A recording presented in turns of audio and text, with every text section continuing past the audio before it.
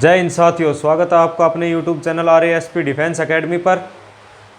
तो हम अभी तक हमने कॉम्प्लेक्स नंबर की 2 क्लासेस कंप्लीट कर ली हैं। अब हम क्लास नंबर 3 कंप्लीट करने वाले हैं आज। तो अभी तक हमने जो पढ़ा है उसका रिवीजन कर लेते हैं। अभी तक हमने पढ़ा है कॉम्प्लेक्स नंबर में कि z is equals to a plus iota b। कोई भी नंबर अगर इस फॉर्म में लिखा गया है तो उसको हम कॉम्प्लेक्स नंबर बोलेंगे। इसकी हमने पहले दिन 3 प्रॉपर्टीज पढ़ी थी, closure, associative and commutative property. उसके बाद हमने इसका मॉडुलस निकालना सीखा। मॉडुलस z किसके बराबर होगा? वह होगा under root a square plus b square. और कॉन्जुगेट को कैसे डिनोट करेंगे? z बार से, और इसकी वैल्यू क्या होगी? a minus ultra b।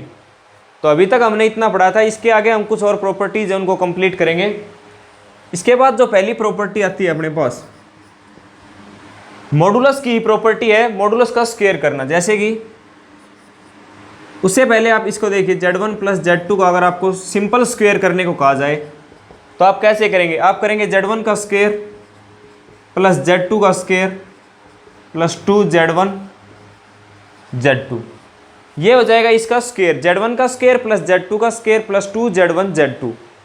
ऐसे ही अगर z1 माइनस z2 का स्क्वायर, ये हो जाएगा z1 का स्क्वायर प्लस z2 का स्क्वायर माइनस 2z1 z2। लेकिन इसके बाद जो इम्पोर्टेंट चीज़ है वो ये है कि modulus of z1 plus z2 का स्क्वायर आपको करना है। तो आप इसको कैसे करेंगे?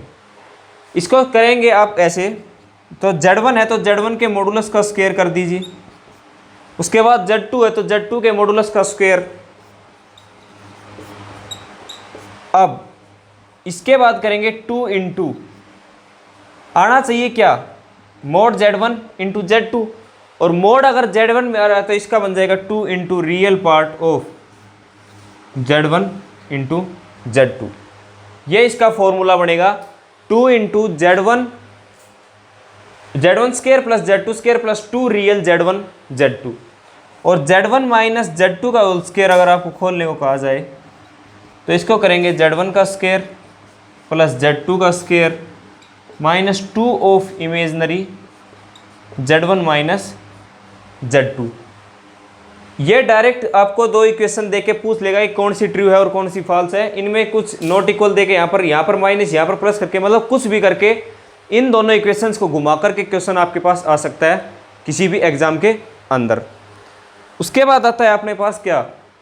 ट्रायंगल इनइक्वालिटी की दोनों प्रॉपर्टीज हम पिछली क्लासेज में कर चुके हैं। इसके बाद हम हमारा नेक्स्ट टॉपिक करते हैं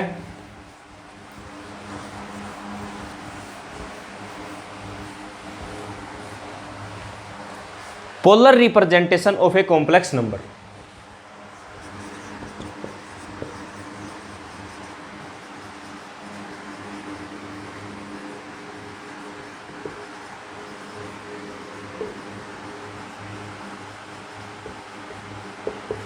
polar representation of a complex number, किसी भी कॉम्प्लेक्स नंबर की पोलर रिप्रेजेंटेशन किसी भी कॉम्प्लेक्स नंबर की कैसे करेंगे? जैसे z आपके पास है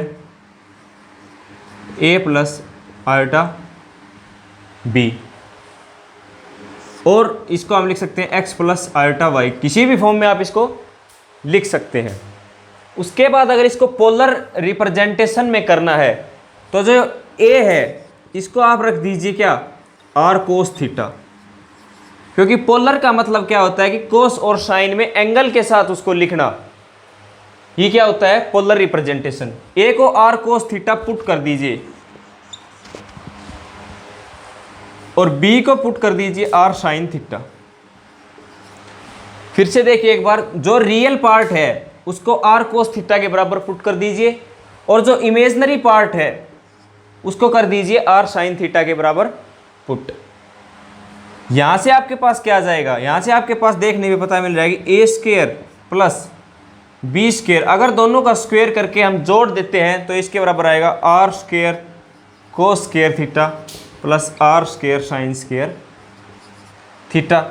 तो a square plus b square is equals to क्या आ जाएगा? r square into cos square theta plus sine square theta.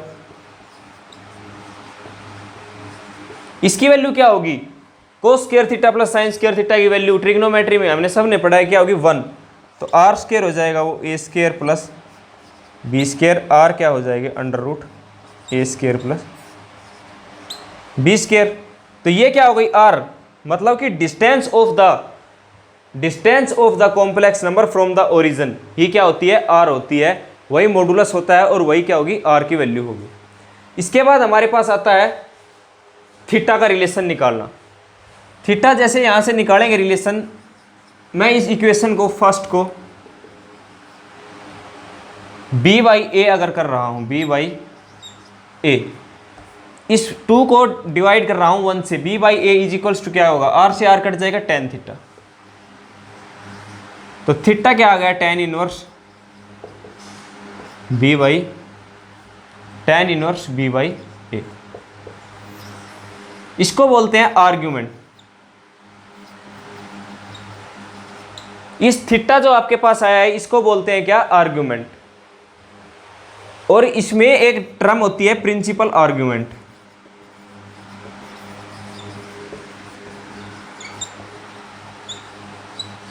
Principal argument से आपका क्या मतलब होगा यहां पर कि जब जो थीटा की वैल्यू है वो माइनस पाई से तो बड़ी हो और इक्वल टू हो पाई के, अगर थीटा की वैल्यू इसके बीच में आ रही है तो वो प्रिंसिपल आर्गुमेंट होगा, अगर इसके बीच में नहीं आ रही है तो हम इसको क्या करेंगे सिंपल आर्गुमेंट बोलेंगे। हमारे पास जो थीटा आना चाहिए वो हमेशा हम जो क्वेश्चंस में करेंगे वो प्रिंसिपल आर्गुमेंट में लेके आएंगे, मतलब थीटा की वैल्यू हमारे पास कुछ भी आ रही है हम उस थीटा की वैल्यू को माइनस पाई से पाई के बीच में लाने की कोशिश करेंगे, तभी हमारा प्रिंसिपल आर्गुमेंट निकलेगा। तो इससे आगे देखते हैं एक बार।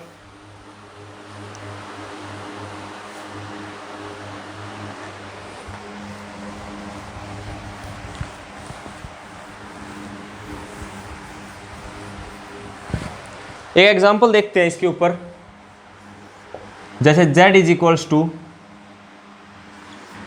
3 + 4 आयोटा है। एग्जाम में आपके पास ऐसा क्वेश्चन मिलेगा कि z is equals to 3 + 4 iota, change this equation into polar representation, इस कॉम्प्लेक्स नंबर को पोलर रिप्रेजेंटेशन में चेंज कीजिए। तो सबसे पहले आपको क्या देखना है, जो रियल पार्ट है, रियल पार्ट को हमेशा r cos थीटा के बराबर पुट कर दीजिए, और इमेजनरी पार्ट है, इमेजनरी पार्ट क्या है 4 को कर दीजिए r sin थीटा के बराबर पुट। इसके बाद देखिए क्या आएगा, दोनों का स्क्वायर करके ऐड करेंगे तो 9 + 16 is equals to r square. r की वैल्यू आ गई कितनी, ये आ गई 5, r की वैल्यू आ गई 5, और tan थीटा की वैल्यू कितनी आ जाएगी आपके पास, tan थीटा की वैल्यू आ जाएगी 4/3, तो थीटा कितना आ गया tan इनवर्स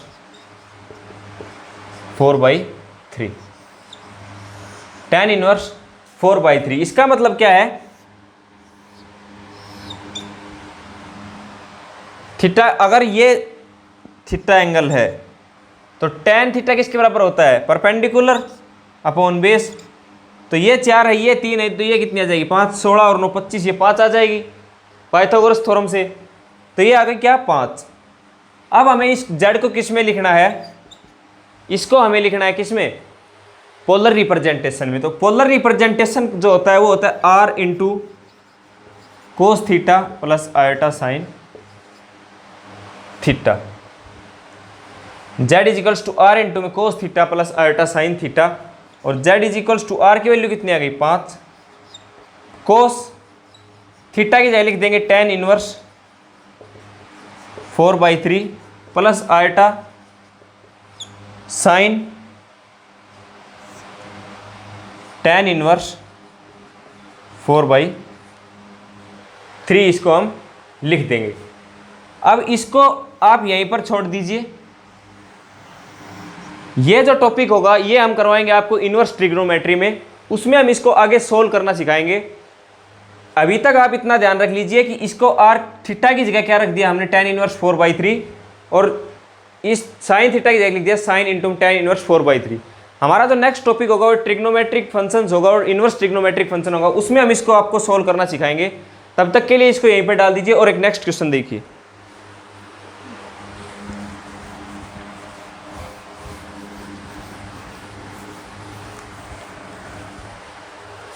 उसके बाद कुछ क्वेश्चन है आपके पास जो प्रीवियस ईयर्स में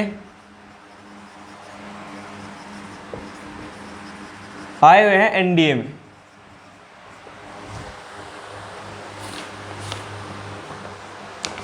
जैसे पहला क्वेश्चन है the locus of z,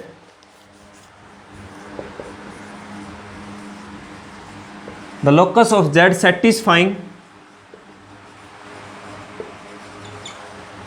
satisfying argument z is equals to pi by 3, argument z is equals to pi by 3 है। मान लेते हैं हम z क्या होगा x प्लस आयोटा वाई। तो आर्ग्यूमेंट z का मतलब क्या होता है, आर्ग्यूमेंट z का मतलब क्या होता है टेंजेंट थीटा, और टेंजेंट थीटा किसके बराबर होता है y अपॉन एक्स के बराबर। तो y अपॉन एक्स, इतना आप समझ में आ गया कि tangent theta y upon x. अगर ऐसे समझ में नहीं आ रहा तो इसको हम ऐसे भी लिख सकते हैं r इंटू में cos theta plus iota sine theta. तो r की वैल्यू तो under root x square plus y square आएगी, और थीटा की वैल्यू आएगी वो क्या आएगी tangent theta is equal to y by x. तो वाई बाई एक्स यहाँ पर आ गया। अब उसके बाद आपके पास पॉइंट है कि लोकस क्या होता है। लोकस होता है collection of all the points which satisfies this equation by putting argument z is equal to pi by 3। मतलब लोकस होता है वो जगह होती है, वो एक अगर आप उन जैसे लोकस होता है वो सेट ऑफ पॉइंट्स होता है, अगर इन सभी पॉइंट्स को मिलाओ तो आपके पास एक फिगर बनेगी, एक लाइन बन सकता है, सर्कल बन सकता है, स्क्वायर कुछ भी बन सकता है, उसको बोलते हैं लोकस। तो इसका लोकस क्या होगा कि वो set of all the points, वो सभी पॉइंट्स कहाँ पर एग्जिस्ट करेंगे उसी को लोकस बोलते हैं। तो यहाँ पर tangent theta is equals to क्या है वाई बाई एक्स, और टेंजेंट थीटा की जगह कितना जाएगा पाई बाई 3, क्योंकि टेंजेंट थीटा ही तो क्या होता है आर्ग्यूमेंट होता है। तो tangent pi by 3 is equals to y by x.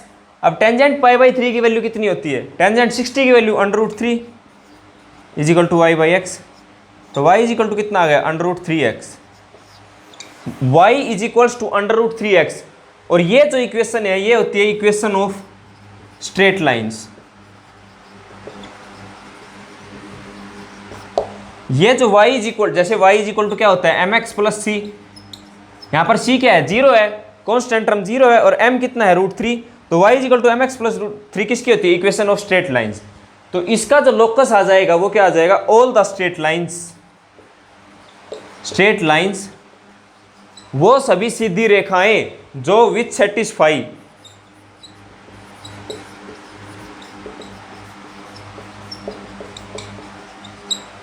इसका लोकस आ जाएगा वो सभी सीधी रेखाएं जो y is equal to under root 3x को क्या कर रही हैं सेटिस्फाई कर रही हैं, वो सभी इसका क्या हो जाएगा लोकस हो जाएगा आपके पास।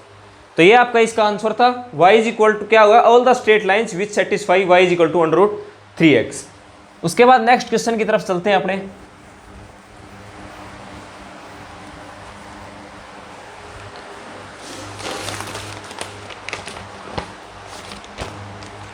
नेक्स्ट क्वेश्चन है, ऐसा क्वेश्चन हमने कल करवाया था और ये डिट्टो आपका एनडीए में आया हुआ क्वेश्चन है। फाइंड द वैल्यू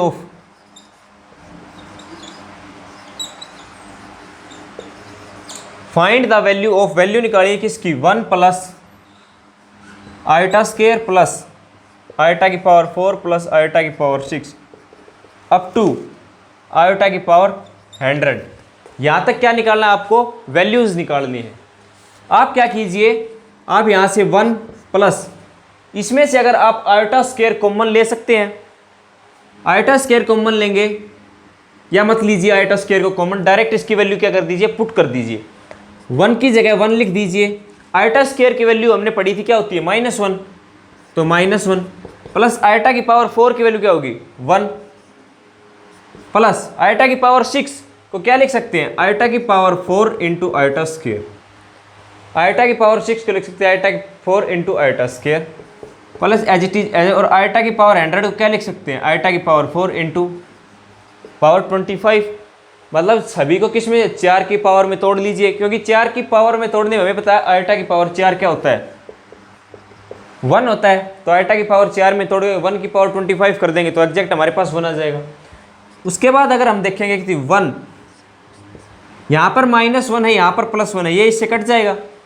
अब आयोटा की पावर 4 तो क्या हो जाएगा 1 इंटू आयोटा स्क्वायर की जगह क्या हो जाएगा -1, तो ये -1 बनेगी। इससे आगे वाली टर्म क्या आएगी आयोटा की पावर 8, भाई आयोटा की पावर 4 6 तो अगली टर्म 8 आएगी, तो आयोटा की पावर 8 को क्या लिख सकते हैं आयोटा की पावर 4 का होल स्क्वायर मतलब +1, तो ये इस -1 से इस +1 कट जाएगा। ऐसे ही सारी वैल्यूज कटती जाएंगी, लास्ट में जैसे आयोटा की पावर 99 प्लस आयोटा की पावर 99 नहीं 98, क्योंकि 2 का डिफरेंस है यहाँ पर, इंटू आयोटा की पावर 25।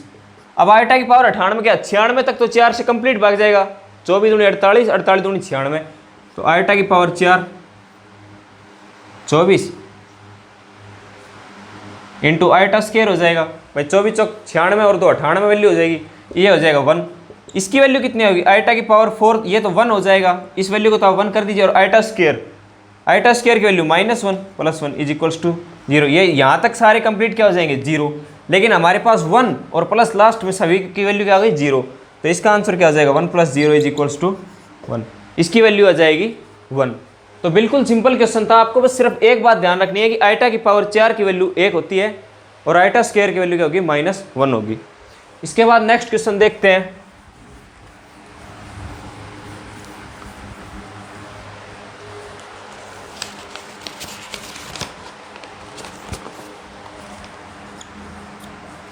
नेक्स्ट क्वेश्चन है consider the following statements. In following statements को कंसीडर करिए। पहली स्टेटमेंट दी है इसने w की पावर 10 ओमेगा की पावर 10 + 1 की पावर 7 प्लस ओमेगा = 0। एक स्टेटमेंट ये दे रखी है। दूसरी स्टेटमेंट क्या दी है ओमेगा की पावर 105 + 1 और इस कंप्लीट की पावर 10 = p की पावर 10, वेयर p क्या है एक प्राइम है। एनडीए और सीडीएस में ऐसे क्वेश्चंस आपको देखने को मिलेंगे जो कि क्या होंगे लैंग्वेज फॉर्म में होंगे। इन क्वेश्चंस को देख करके बिल्कुल भी घबराना नहीं है, इसमें सारा कंसेप्ट आपको करा दिया है। आपको पता है 1 + ओमेगा + ओमेगा स्क्वायर, इसकी वैल्यू क्या होती है 0। ऐसे क्वेश्चन देखते हैं आपके दिमाग में ये क्लिक करना चाहिए कि 1 + ओमेगा + ओमेगा स्क्वायर की वैल्यू क्या होगी 0 होगी, और ओमेगा क्यूब की वैल्यू होगी वो क्या होगी 1 होगी। तो अब यहाँ पर क्या है ओमेगा की पावर 10, तो ओमेगा की पावर 10 को मैं लिख सकता हूँ ओमेगा की पावर 3 का होल क्यूब इंटू ओमेगा लिख सकता हूँ भाई ओमेगा की पावर 3 की पावर 3 ओमेगा की पावर 9 इंटू ओमेगा की पावर 1, तो ओमेगा की पावर 9 + 1 ओमेगा की पावर 10 प्लस क्या करना है 1 करना है, और इस कंप्लीट की पावर 7 + ओमेगा। फर्स्ट इक्वेशन इसके बराबर आ जाएगी आपके पास। फर्स्ट इक्वेशन में ये वैल्यू क्या बन जाएगी 1 मतलब ओमेगा + 1, इसकी पावर 7 + ओमेगा। अब ओमेगा + 1 की वैल्यू आप यहाँ से क्या रख सकते हैं माइनस का ओमेगा स्क्वायर, यहाँ से माइनस का ओमेगा स्क्वायर रखेंगे प्लस ओमेगा माइनस का ओमेगा स्क्वायर। अब माइनस की पावर 7 है, माइनस की पावर अगर ओड होगी तो माइनस ही रह जाएगा, तो ये माइनस और ओमेगा की पावर 14 प्लस ओमेगा। ये आपके पास किसके बराबर आ गया यहाँ पर देखिए ये आ गया आपके पास ओमेगा की पावर 14 को मैं 3 से फिर डिवाइड करूंगा तो ओमेगा की पावर 12 तक तो क्या हो जाएगा 1 बना देगा, माइनस का ओमेगा स्क्वायर प्लस ओमेगा। अब देखिए क्या ये वैल्यू कभी 0 के बराबर आ सकती है। ये वैल्यू किसके बराबर आएगी अगर हम यहाँ से देखें तो 1 + ओमेगा किसके बराबर आता है माइनस का ओमेगा स्क्वायर के बराबर। यहाँ से अगर देखें तो 1 + ओमेगा = माइनस का ओमेगा स्क्वायर, इसको उधर ले जाएंगे तो माइनस का ओमेगा स्क्वायर कितना 1 + ओमेगा प्लस ओमेगा, ये आ जाएगा 1 + 2 omega which is not equals to 0, जो 0 के बराबर नहीं है। तो पहली स्टेटमेंट हमारी क्या हो गई रॉन्ग हो गई। अब सेकंड स्टेटमेंट को चेक करते हैं ओमेगा की पावर 105 प्लस 1 इंटू में पावर 10 = p की पावर 10 कि ओमेगा की पावर 105 करेंगे प्लस 1 करेंगे और उसकी पावर कंप्लीट की पावर 10 करेंगे तो किसी भी प्राइम नंबर के बराबर आएगा, मतलब प्राइम नंबर की पावर 10 के बराबर आएगा। इसको कैसे करेंगे आपको पता है कि ओमेगा की पावर 105 क्या होगी ओमेगा की पावर 3 इंटू 35 ओमेगा क्यूब की पावर 35 105 प्लस 1 की पावर 10 = p की पावर क्या हो जाएगा 10 हो जाएगी। ओमेगा क्यूब क्या होता है 1, तो 1 की पावर 35 कर दो, 50 कर दो, क्या आएगा 1 ही आएगा। तो 1 + 1 की पावर होल की पावर क्या है 10 इजिकल्स टू पी की पावर 10, 2 की पावर 10 इजिकल्स टू पी की पावर 10। तो पी की वैल्यू यहाँ से क्या आ जाएगी, पी की वैल्यू आ गई आपके पास 2। पी की वैल्यू अगर आपके पास 2 आ गई तो पी 2 क्या होता है प्राइम नंबर होता है, तो पी इज प्राइम। यही इसने लिख रखा था कि अगर ये कंडीशन सेटिस्फाई करिए तो पी क्या होना चाहिए, प्राइम होना चाहिए। ये बात हो जाएगी अपने पास ट्रू। तो पहले वाली स्टेटमेंट फॉल्स होगी और दूसरी वाली स्टेटमेंट होगी वो होगी क्या होगी, ट्रू होगी। चलते हैं नेक्स्ट क्वेश्चन की तरफ अपने।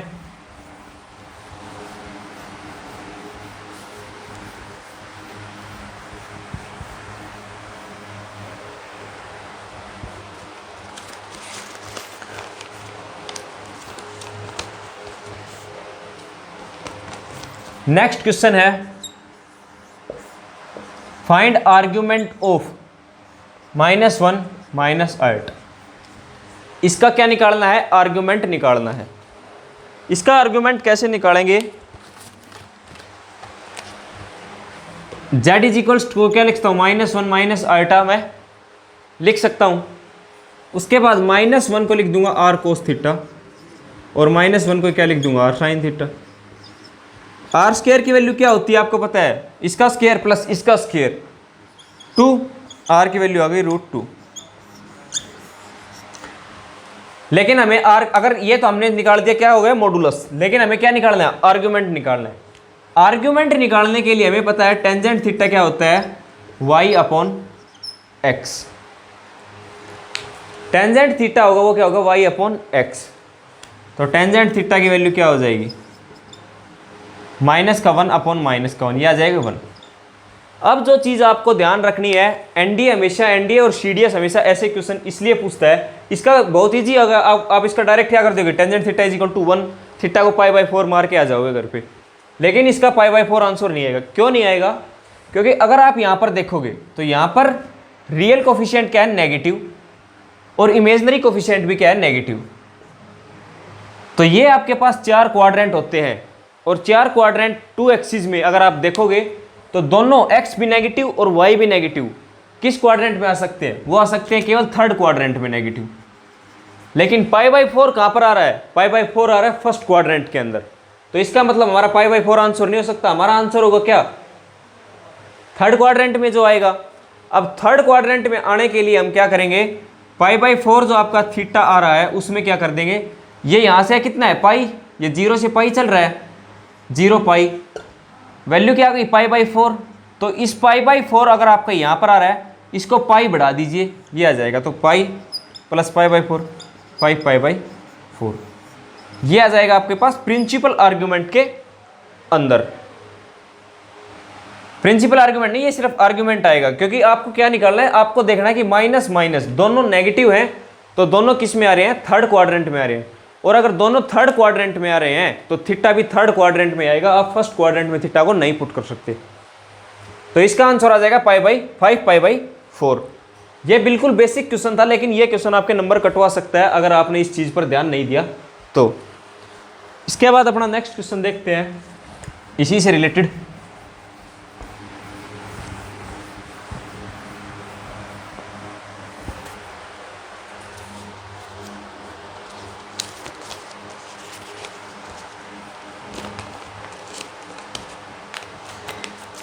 अगर नेक्स्ट क्वेश्चन जैसे आपके पास दे दिया क्या है, sigma I is equal iota ना एन इज इक्वल्स टू 1 से 13 आयोटा की पावर n प्लस आयोटा की पावर n प्लस 1। इसकी वैल्यू आपको क्या करनी है, फाइंड करनी है।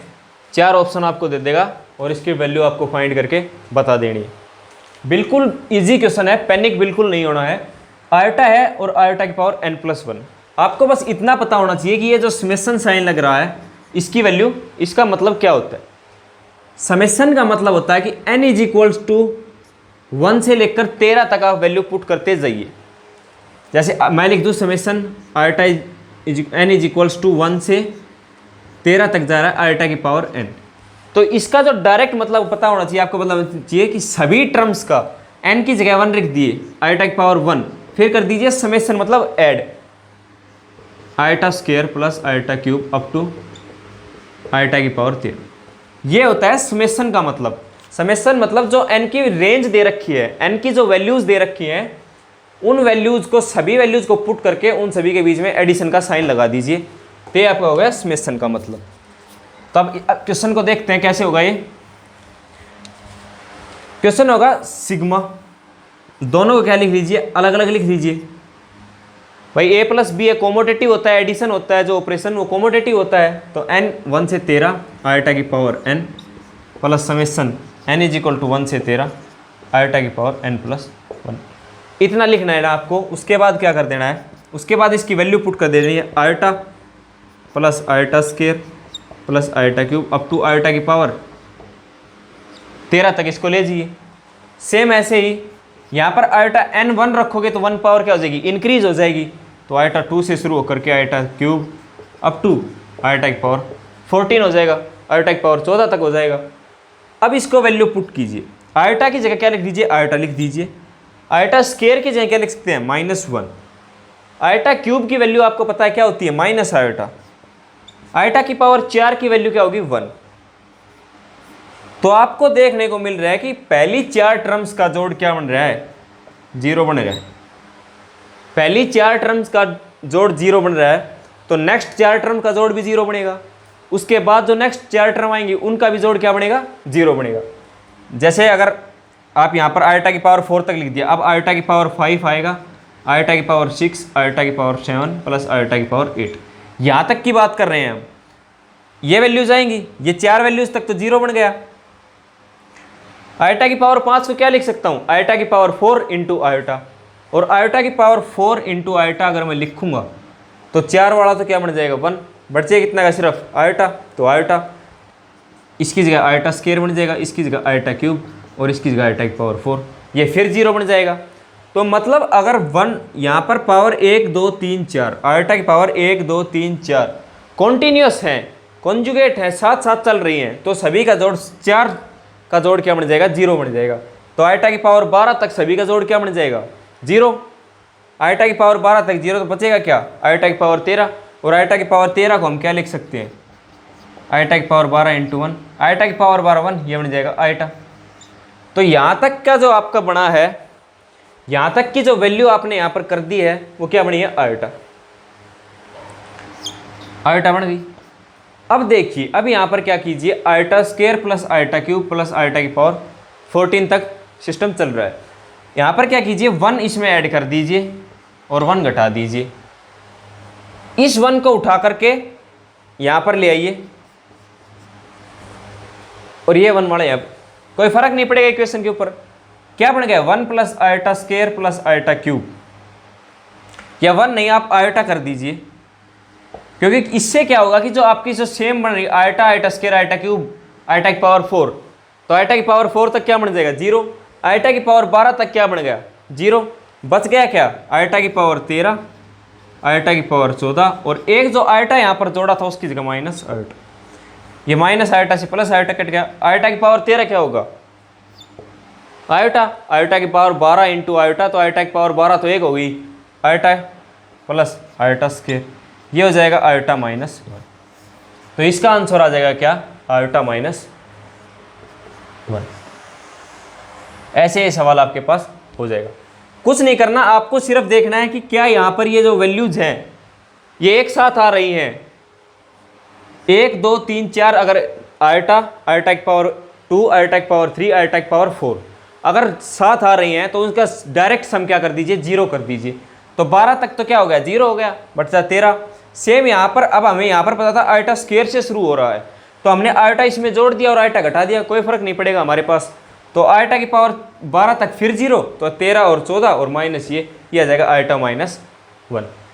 तो ये क्वेश्चन था। इसके बाद एक क्वेश्चन और देखते हैं हम।